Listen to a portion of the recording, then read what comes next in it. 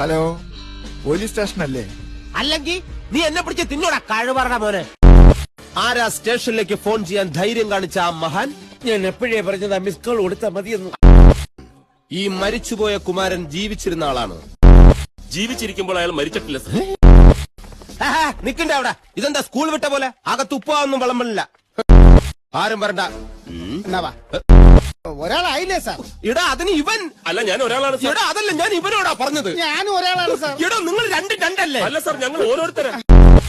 ഇതെന്താ പോലീസ് അകത്തോട്ട് വരുന്നത്? ചോദ്യം ചെയ്യാൻ. അതിന് വനിതാ പോലീസ് അല്ലേ വേണ്ടത്? അയ്യോ, കൊണ്ടുവരാൻ മറന്നുപോയി. ഞാനിനി സാരി ഉടുത്താൽ മതിയോ? കുമാരൻ ഭർത്താവാണ് സർ. ഓ, ഈ കുട്ടി എന്റെ മോള. അപ്പൊ കുമാരന്റെ കുട്ടിയല്ല. ക്ഷമിക്കണം സാർ, മരിച്ചുപോയ മനുഷ്യന്റെ ഭാര്യയാണവർ. എന്റെ ഭാര്യയെന്ന് ഞാൻ പറഞ്ഞില്ലല്ലോ.